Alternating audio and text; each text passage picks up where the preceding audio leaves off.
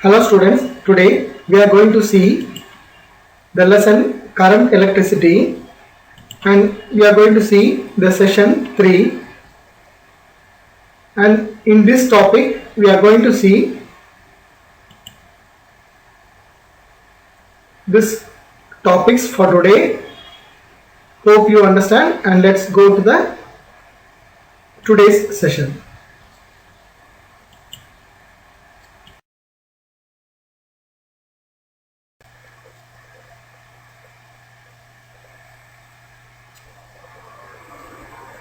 Next one.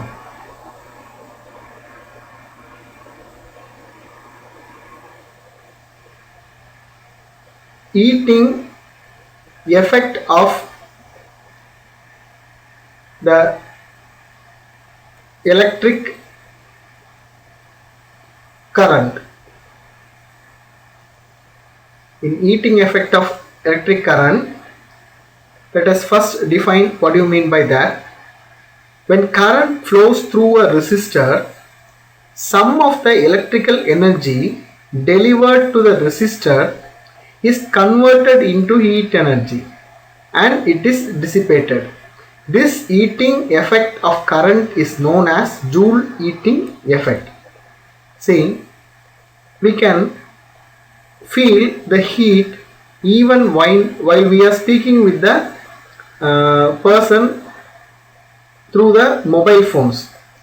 The mobile phones also get the heating effect due to the flow of electrical energy in between the resistors and conductors. So when a current flows through these resistors inside the mobile phone, some of that energy, that electrical energy, is converted into heat energy, and this is called Joule heating effect. Just as current produces thermal energy may also be suitably used to produce an electromotive force. This is called thermoelectric effect. All the above two are important 2-mark questions. Now, using this, let's move what the Joule's law states. And it states that if a current I flows through a conductor kept across a potential difference V for a time t, the work done or the electric potential energy spent is W is equal to VIT.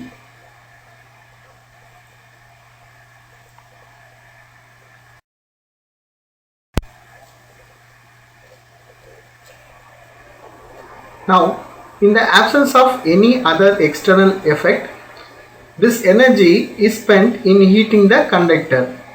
So, the amount of heat H produced is H is equal to VI into T.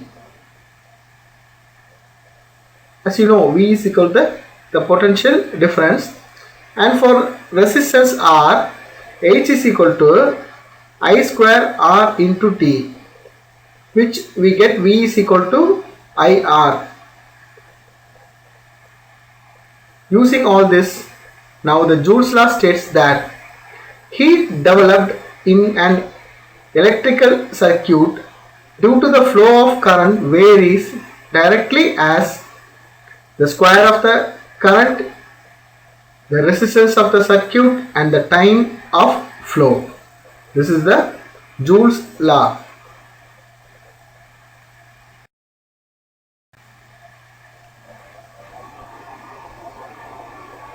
So, applications of Joule's heating effect. First of all, let us move to the electric heaters.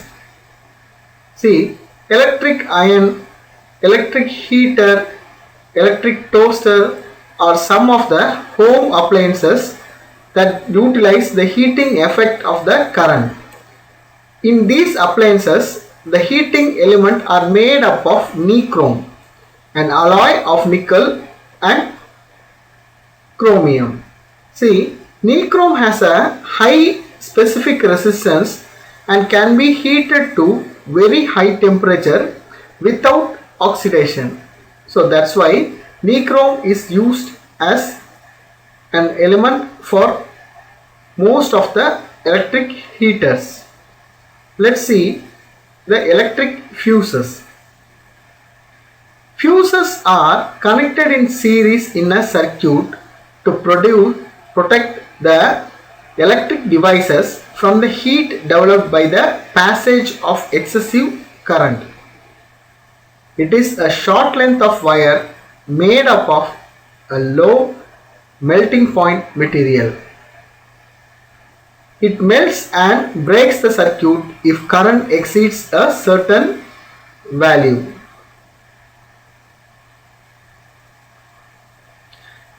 And mostly lead and copper wire melts and burn out when the current increases above 5 amps to 35 amps respectively. The only disadvantage with the above fuses is that once fuse wire is burnt due to excessive current, they need to be replaced. Nowadays in houses, circuit breakers, that means trippers, are also used instead of these fuses.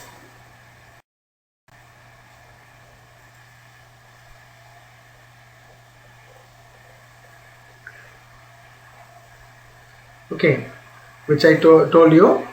Nowadays in houses, circuit breakers, that means trippers, are used instead of fuses. Whenever there is an excessive current produced due to faulty wire connection, the circuit breaker switch opens. After repairing the faulty connection, we can close the circuit breaker switch. Next one, electric furnace. I think mostly some of you have heard about this electric furnace, which we have a thermal energy power station even in Thoothukudi district. Somehow very soon we are going to have this kind of electric furnace in Kulaserapattanam. So the furnaces are used to manufacture a large number of technological important materials such as steel, silicon, carbide, quartz, gallium arsenide, etc. To produce temperature up to 1500 degrees C, molybdenum nichrome wire wound on a silica tube is used. Carbon arc furnaces produce temperature up to 3000 degree Celsius. See, in coal lignite corporations, they use this electric furnaces.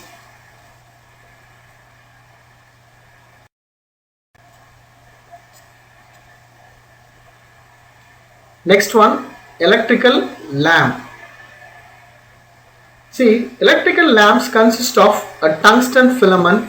Melting point of tungsten is 3380 degree Celsius, which is very high in that kind of materials. As you know, it's very thin material, a tungsten is, and the tungsten filament is kept inside a glass bulb and heated to incandescence by current. And incandescent electric lamp, only about 5% of electrical energy is converted into light and the rest is wasted as heat. That's why nowadays we use the LED bulbs, not the former bulbs we used. We now replace all the bulbs with LED. Electrical discharge lamps, electric welding and electric arc also utilize the heating effect of current like this. Okay, the sparks and electrical weldings are used nowadays for the heating effect of current. Then thermoelectric effect. What do you mean by this thermoelectric effect? Conversion of temperature differences into electrical voltage, and converting the electrical voltage into temperature is known as thermoelectric effect. Thermoelectric device generates voltage when there is a temperature difference on each side. If a voltage is applied, it generates a temperature difference.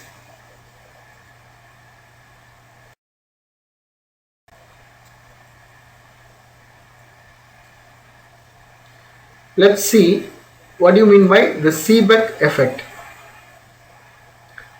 Seebeck discovered that in a closed circuit consisting of two dissimilar metals, see, two dissimilar metals, one is copper and another one is iron.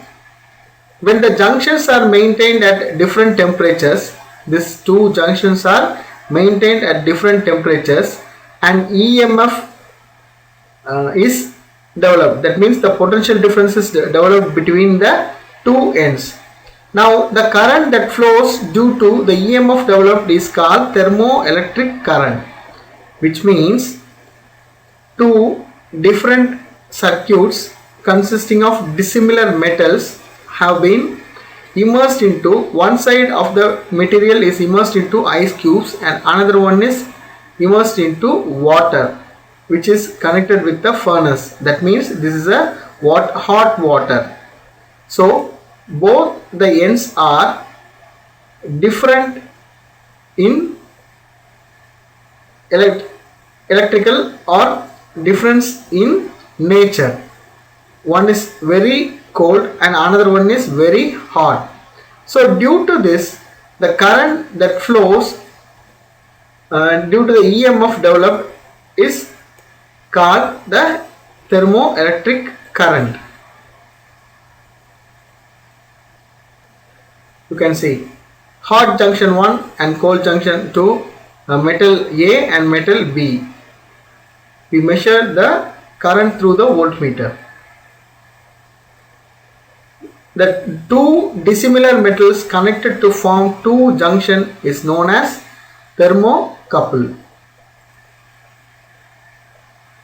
See, if the hot and cold junctions are interchanged, the direction of the current also reverse. Here you can see in copper the direction of current is from left side to right side, and the direction of the current here in iron is from right side to left side. But if we change these two junctions, that means hot here and cold in the right hand side, then the direction of current also reverses. Hence the effect is also reversible. So the magnitude of the EMF developed in the thermocouple, it depends upon the nature of the metals forming the couple, and the second point, temperature difference between the junctions. Here the temperature difference is very important. Next one is application of Seebeck effect. Very usual 2-mark questions. See, Seebeck effect is used in thermoelectric generators. That means the Seebeck generators. These thermoelectric generators are used in power plants to convert waste heat into electricity. Probably it's used in our thermal power plant in Thoothukudi. Second point, this effect is utilized in automobiles. The Seebeck effect is utilized in automobiles as automotive thermoelectric generators for increasing the fuel efficiency. Third point, Seebeck effect is used in thermocouples, the thermopiles, to measure the temperature difference between the two objects.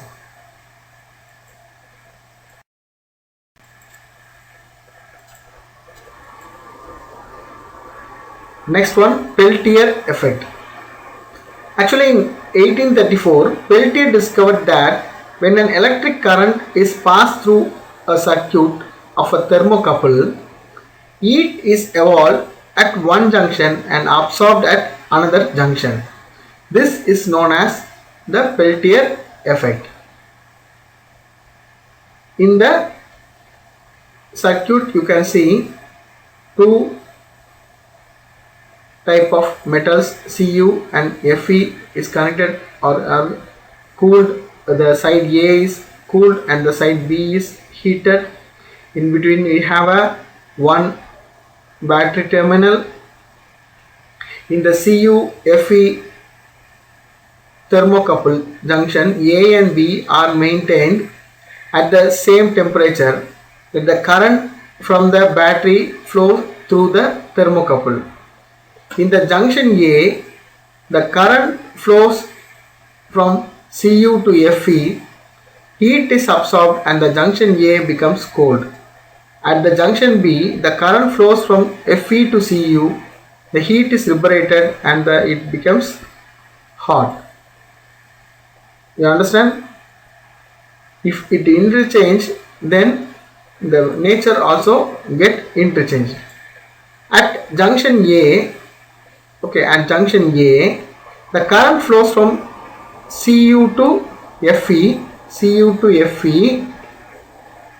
heat is absorbed at the junction A. If it is from Cu to Fe, then heat is absorbed at A, and the next terminal becomes cold. At the junction B, the current flows from Fe to Cu, heat is liberated and it becomes hot. Okay. When the direction of current is reversed, if the direction of current is reversed like this second picture, junction A gets heated and the junction B gets cooled as shown in the figure. Hence, Peltier effect is reversible. Because at the junction A, the current flows from Cu to Fe, heat is absorbed at the junction A, which becomes cold. At the junction B, the current flows from Cu to Fe, heat is liberated and it becomes hot.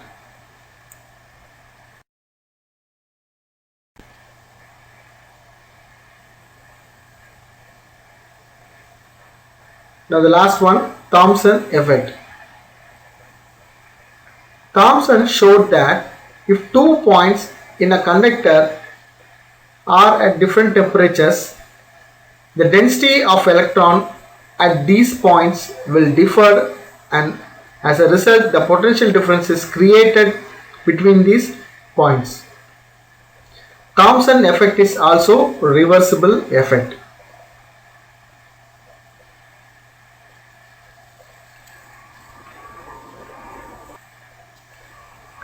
See, here in this positive Thomson effect, the heat is absorbed between A and C and heat is evolved between C and B. Here we have a copper bar from A to B. This is the potential level and this is the current. If current passes through the copper bar AB, if you pass the current through the copper bar AB, which is heated the middle point C, okay, it is heated to the middle point C, and the point C will be at higher potential.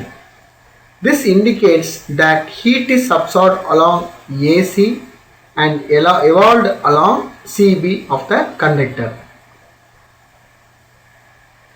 Thus, heat is transferred due to current flow in the direction of the current, and it is called positive Thomson effect. Similar effect is observed in metals like silver, zinc and cadmium.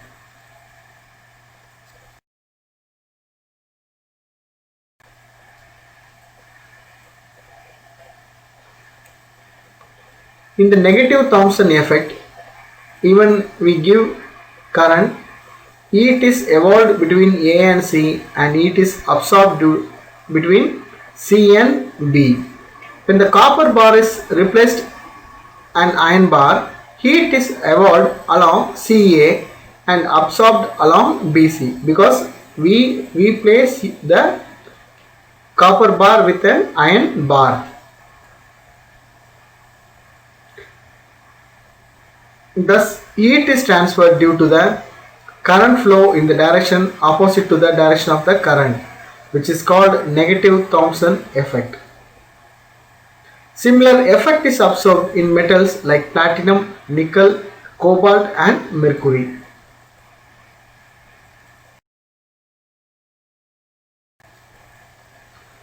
Thank you students. Thank you for your patience. Study well.